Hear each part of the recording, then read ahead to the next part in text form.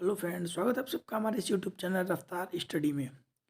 तो आज हम बात करेंगे एक नए टॉपिक के ऊपर जो हमारे करंट से रिलेटेड है, जिसका जो डाटा है वो कुछ दिन पहले ही रिलीज़ किया गया है ministry of science and technology के द्वारा। तो क्या टॉपिक आपको थंबनेल में पता चल गया होगा, जो है हमारे जियो स्पेटियल टेक्नोलॉजी के ऊपर। तो आज हम समझेंगे कि ये जियो स्पेटियल टेक्नोलॉजी है क्या, इसके बेनिफिट्स क्या हैं, और गवर्नमेंट के द्वारा ऐसा क्यों कहा जा रहा है कि ये हमारे देश के लिए एक बहुत बड़ा ब्रेक थ्रू पॉइंट बन सकता है। देखिए क्या है, पहले हम समझेंगे कि वाई इन न्यूज़, ये हमारे एक न्यूज़ में क्यों है, हमारे में ये अभी ट्रोल में क्यों चल रहा है, इसके ऊपर हम पहले बात करते हैं। तो देखिए, recently the ministry of science and technology, ministry of जो साइंस मंत्रालय है और जो तकनीकी और जो विज्ञान मंत्रालय है उसके द्वारा रिलीज किया गया एक new guidelines for the geospatial sector in India. New guidelines आई हैं हमारी जियो स्पेटल सेक्टर के ऊपर। ऐसी बात नहीं कि नया कोई है, आ चुका है पहले से, बट इस पे जो रिफॉर्म होने वाला है उसके ऊपर बात करेंगे। न्यू गाइडलाइंस खुली गई हैं जियो स्पेटल सेक्टर के ऊपर इन इंडिया में, which deregulates the existing protocols and liberal the sector to a more competitive field। देखिए बता रखा है, जो एग्जिस्टिंग पहले से ही जो प्रोटोकॉल्स बना रखे हैं हमने जियो स्पेटल सेक्टर को लेकर के, उसको अब लिबरलाइज किया गया है। मीन्स में उसमें कुछ और सुधार करने के लिए और उस क्षेत्र में और किसी चीज़ के लिए एनहेंसमेंट लाने के लिए ये जो जियो स्पेटल टेक्नोलॉजी है, ये पॉलिसी गवर्नमेंट के द्वारा अब लाई गई है। ठीक है, आगे समझते हैं हम व्हाट इज जियो स्पेटल पॉलिसी। अब हमारा जो मेन क्वेश्चन शुरू होता है यहाँ से, वो है व्हाट इज जियो स्पेटल टेक्नोलॉजी। ये जियो स्पेटल टेक्नोलॉजी है क्या। देखिए, जियो का मतलब यहाँ पे समझना GEO, JIO नहीं है जो, ठीक है ना, वो दूसरा है GEO। GEO मीन्स हो जाता है यहाँ पे अर्थ से मतलब है जियो। जियो का मतलब हो जाता है हमारा, जैसे जियोग्राफी है जिसमें हम पृथ्वी के बारे में पढ़ाई करते हैं, वैसे ही जियो स्पेटल है। तो ये कुछ अर्थ से रिलेटेड है। देखिए है क्या, ओवरऑल हम पूरा पहले पढ़ाई पढ़ते हैं इसके बारे में। The ministry of science and technology has recently notify the national geospatial policy 2022। देखिए, ministry of science and technology उसने अभी अभी नोटिफाई दिया है, नोटिफिकेशंस दिया है नेशनल जियो स्पेटल पॉलिसी के ऊपर 2022 में। ठीक है, 2022 का मतलब यहाँ पे ज़्यादा पुराना नहीं है, 3 से 4 दिन 4 days बिफोर का ये न्यूज़ है हमारा। It is a 13 years guidelines which aims to promote the country geospatial data industries and develop national framework to use such data improving the citizen services। देखिए क्या है, ये क्या रखा है, ये आने वाले जो 13 साल है हमारे, मीन्स अभी चल रहा है 2023, मीन्स आफ्टर 13 ईयर्स मीन्स 2035, 2035 तक टारगेट किया गया है इस चीज़ का, जिसमें गाइडलाइंस निकाली गई हैं। कंपनी की जो एम है उसको प्रमोट करना है। कंपनी की जो डाटा इंडस्ट्रीज़ हैं, जो इंडस्ट्री जो दे रखा है, उद्योग दे रखा है, उसमें डेवलपमेंट लेके आना है। और दे रखा है यहाँ पे नेशनल जो फ्रेमवर्क बना रखा है उसमें करना है, और यूज़ द डाटा, और उन डाटाओं का यूज़ करके हमको इम्प्रूविंग द सिटीजन सर्विसेज, जो नागरिकताओं के लिए जो सेवाएं हैं, जो सिटीजन सर्विसेज है, उसको इम्प्रूवमेंट करना है। देखिए, ओवरऑल यदि मैं बात करूं, ये मैटर है क्या जियो स्पेक्ट्रम टेक्नोलॉजी के ऊपर, मीन्स ये कुछ इस प्रकार की टेक्नोलॉजी है जिसमें क्या किया जाएगा, हमारा एक जियो लोकेशन तैयार किया जाएगा। मीन्स पृथ्वी में एक तरीके से एक सैटेलाइट है, ये समझिए आप। ये एक ऐसी टेक्नोलॉजी है जिसके द्वारा एक 3D मैप क्रिएट किया जाएगा। 3D मैप के कहने का मतलब है, जैसे मान लीजिए हमारे पास हमारे पास कितनी ज़मीन है, मीन्स लैंड है वो कितना है, प्लेन एरिया कितना है, फॉरेस्ट एरिया कितना है, वाटर कितना है, और कह सकते हैं वेरियस टाइप्स ऑफ जो रिसोर्सेस हैं उसको फाइंड आउट करने के लिए, और उनका इफेक्टिव और एफिशिएंसी तरीके से उनका यूज़ करने के लिए उन रिसोर्सेज का। देखिए, बहुत से सारे ऐसे रिसोर्सेज हैं जिनका जो यूज़ है वो सही तरीके से नहीं हो पा रहा है। उन रिसोर्सेज को किस प्रकार से अच्छे तरीके से यूज़ किया जाए, ताकि जो हमारे जो इम्प्रूविंग है, वो जो प्रोडक्टिविटी की, वो किस प्रकार से बढ़ सके। ठीक है, और जो रिसोर्सेज हमारे जो वेस्ट जा रहे हैं उनका किस प्रकार से सही तरीके से उपयोग किया जाए। इसमें ओवरऑल इस चीज़ में बात की गई है कि जो हमारे यहाँ जो जितनी भी रिसोर्सेज है उनको फाइंड आउट करना है हमको, मीन्स ढूंढना है, और उनका रिसोर्सेज का यूज़ करना है, ताकि वो हमारी इकोनॉमी की ग्रोथ के लिए एक, क्या कह सकते हैं, एक फ्रूटफुल कह सकते हैं जो फ्रूटफुल हमारे पास जो इंफॉर्मेशंस हैं वो मिल सकें और हमारे एक देश के लिए वो इकोनॉमिक ग्रोथ में मदद कर सकें, ठीक है ना। तो इसमें ये ओवरऑल देखा गया है, जो देखिए जो जियोस्पेटियल टेक्नोलॉजी है वो वेरियस टाइप से अलग अलग तरीके से हमको हेल्प कर सकते हैं। देखिए यहाँ पे मैंने फिगर आउट के माध्यम से भी यहाँ पे समझाने की कोशिश की है। देखिए क्या है, जो जियोस्पेटियल टेक्नोलॉजी है वो एक ही सेक्टर पे मदद नहीं करेगा हमको इकोनॉमिक ग्रोथ में, ये ओवरऑल डेवलपमेंट है, ठीक है ना, इंडिया के लिए। कैसे, ये सर्विस सेक्टर हमारी देखिए यहाँ पे कॉर्पोरेट वर्ल्ड है वहाँ पर भी मदद करेगा, जैसे ये दे रखा है कॉर्पोरेट वर्ल्ड, यहाँ पे भी मदद करेगा। हमारा जो फार्मास्यूटिकल्स है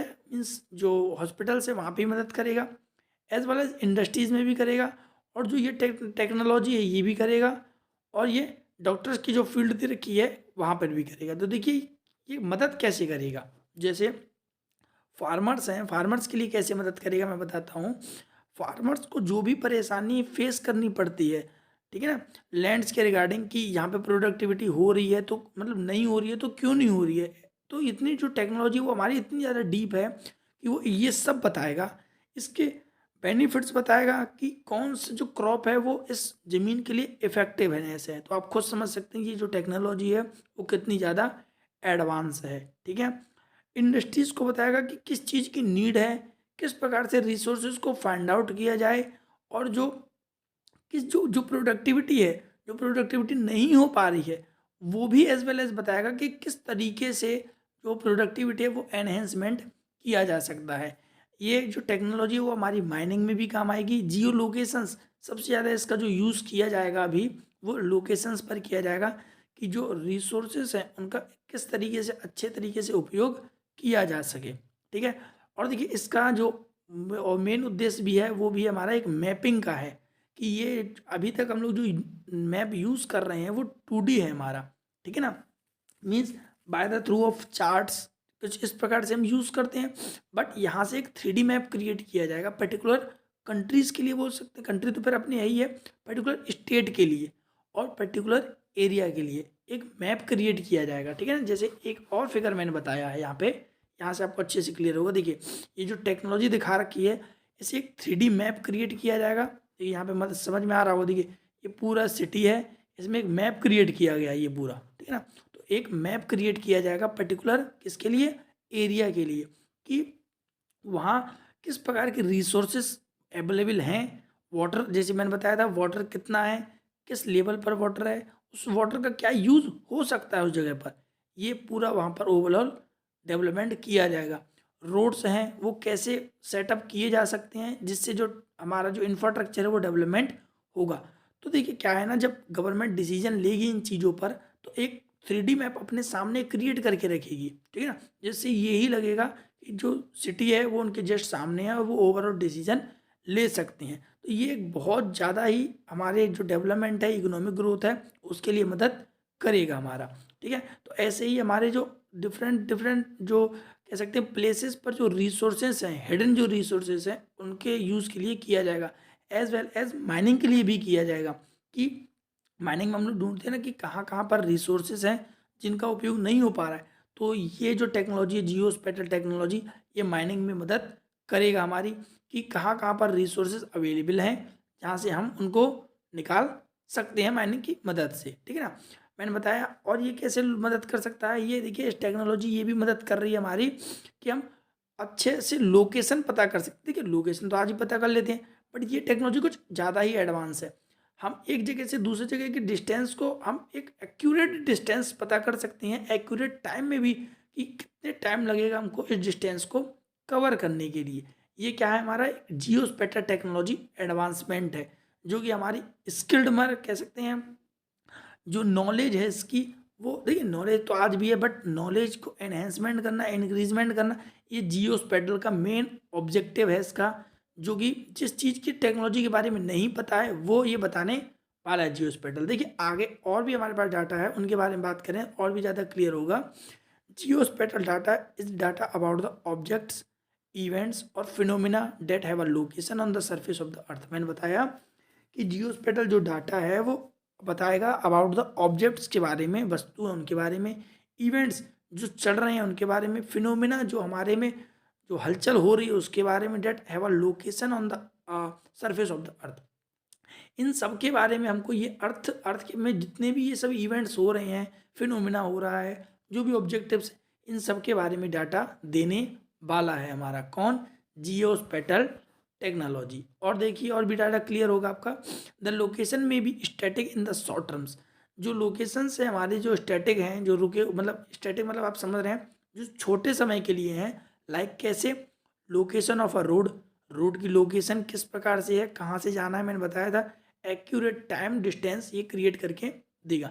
एंड अर्थक्वेक इवेंट, कहाँ पर कितना भूकंप आने वाला है और वो कितना, देखिए भूकंप तो हम आज भी पता कर लेते हैं बट थोड़ा सा एक्यूरेट नहीं हो पाता है, बट इससे हमको टू द एक्यूरेट मिलेगा कि भूकंप आ रहा है, कितनी स्पीड से आएगा, कितना नुकसान करके जाएगा, ये भी एक एक्यूरेट डाटा निकाल करके देगा geospatial technology.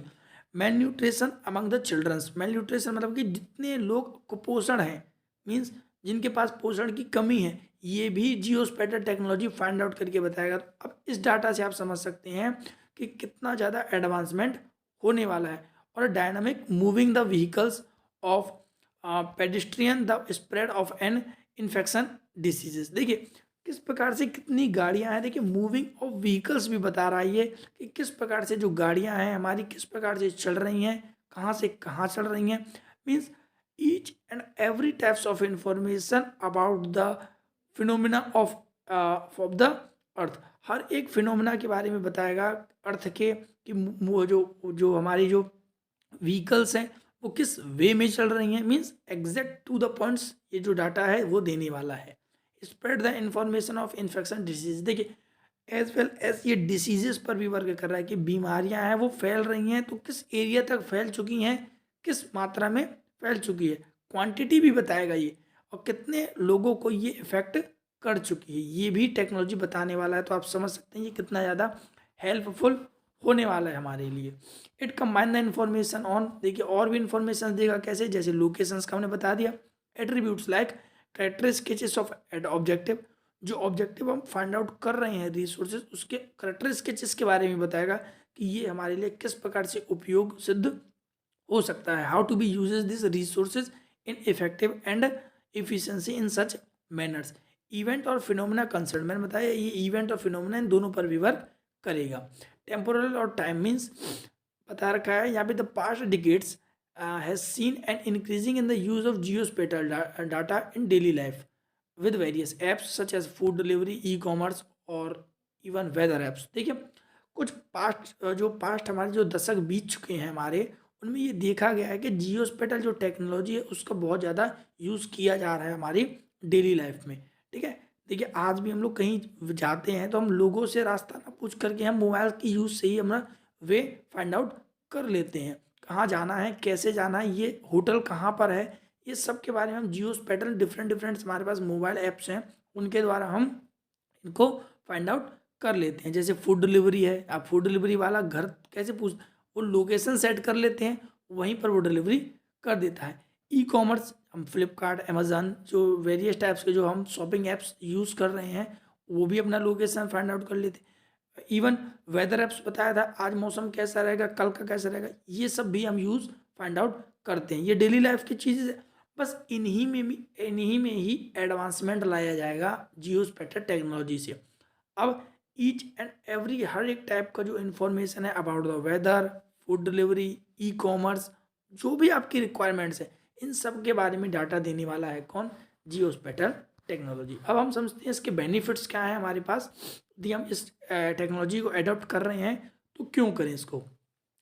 It will boost the invention the sector, create the level playing field for public and private entities.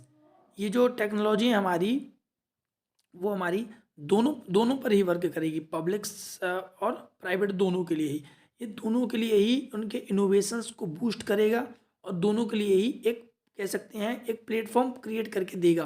Public sector भी उस पर वर्क करेगा और प्राइवेट सेक्टर, दोनों ही वर्क कर सकते हैं और इनोवेशंस को बूस्ट करने में ये मदद करेगा।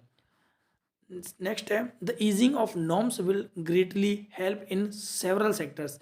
बताया था ये जो टेक्नोलॉजी है हमारी जियोस्पेटल टेक्नोलॉजी, वो बहुत सारे जितने भी हमारे सेक्टर्स हैं उन सब में मदद करेगा that were suffering because of non availability of high quality maps. देखिए जो वेरियस टाइप्स के जो सेक्टर्स हैं वो आज भी सफ़र कर रहे हैं बहुत फील्ड पर। जैसे नॉन क्यों कर रहे हैं, the non availability of high quality of maps. Maps हैं वो हमारे पास हाई क्वालिटी के नहीं है। देखिए 3D मैप तो आज भी क्रिएट किया जा रहा है, बट उनमें जो क्वालिटी आनी चाहिए वो नहीं आ पा रही है। वो देगा हमारा जियो स्पेटल टेक्नोलॉजी। मैंने बताया था रिसोर्सेज को फाइंड आउट करने में बहुत ज़्यादा प्रॉब्लम होती है। किसी भी कंपनी को इस्टेब्लिशमेंट किया जाए तो किस तरीके से किया जाए कि वहाँ के आसपास में हमारे पास रिसोर्सेज हों। जैसे सेज क्रिएट किया जाता था स्पेशल इकोनॉमिक जोन, तो हमको पहले वहाँ पर जाना पड़ता था, आसपास देखना पड़ता था, तब जाके हम सेज क्रिएट करते थे। बट आज की टेक्नोलॉजी जो आने वाली है हमारी, वो कैसी होगी, हम एक जगह पर ही मैप क्रिएट करके ये सब फाइंड आउट कर सकते हैं। The move will unlock tremendous opportunities for the country's startup, private, public, and research institute to drive innovations and build scalable solution। ये क्या रखा है कि ये जो टेक्नोलॉजी होने वाली है ये हमारे लिए बहुत ज़्यादा ट्रमेंडियस अपॉर्चुनिटीज़ है, हमारे लिए बहुत ज़्यादा एक अवसर है हमारे लिए, कंट्री के स्टार्टअप के लिए, जो हमारी कंट्री को बूस्ट करने में, ग्रोथ करने में, डेवलपमेंट करने में मदद करेगा। Private sector as well as public sector और रिसर्च इंस्टीट्यूट है, ये भी हमारी मदद करेंगे with the help of some professors और साइंटिस्ट। इन सब की मदद से जो पर्टिकुलर जो हमारा जियोस्पेटियल टेक्नोलॉजी है उसमें एनहेंसमेंट लाया जा रहा है। It will also generate the employment and accelerate the economic growth. और ये हमारी जियोस्पेटियल टेक्नोलॉजी इसमें भी मदद करेगा लोगों की एम्प्लॉयमेंट रेट पर और इकोनॉमिक ग्रोथ को एक्सेलरेट करने में भी मदद करेगी। India's farmers will also be benefited by leverage the potential of the geospatial and remote scanning data। मैंने बताया इंडिया के जो फार्मर्स हैं वो भी इस टेक्नोलॉजी का फ़ायदा उठा सकते हैं। उनके फील्ड्स के लिए, उनके क्रॉप्स के लिए कौन सी चीज़ें हैं वो इफ़ेक्टिव रहेंगी, कौन सी चीज़ बेकार रहेंगी, किस समय पर क्या उनको करना चाहिए, ये फुल ऑफ डाटा इन्फॉर्मेशन है वो प्रोवाइड करवाएगा इंडिया के फार्मर्स को। तो आप इसे समझने वाले हैं कि जो हमारा देश की जो आउटपुट है वो भी अब ज़्यादा बढ़ने वाले, मीन्स एक्सपोर्ट लेवल बढ़ने वाला है। The deregulation eliminate the requirements of permission as well as scrutiny events the security concern. देखिए यहाँ पे जो बता रखा है, जब हम पहले किसी चीज़ को करने के लिए परमिशंस लेते थे, सिक्योरिटीज़ करते थे, सिक्योरिटीज़ रखनी पड़ती थी, वो सबको एलिमिनेट्स कर दिया गया है, यहाँ पे हटा दिया गया है, हटा दिया जाएगा। यहाँ पे क्या रखा है ना, एलिमिनेट्स। ऐसा क्यों? क्योंकि ये टेक्नोलॉजी ही अपने आप में एडवांसमेंट है, इनके लिए किसी प्रकार का परमिशन की ज़रूरत आवश्यकता नहीं होगी और किसी प्रकार की सिक्योरिटी की आवश्यकता नहीं होगी। तो यहाँ तक होता है हमारा टॉपिक ख़त्म। होप सो आपको समझ में आ गया होगा जियोस्पेटियल टेक्नोलॉजी और किस प्रकार से हमारे इकोनॉमिक ग्रोथ में ये मदद करेगा, आपको पता चल गया होगा। Thank you.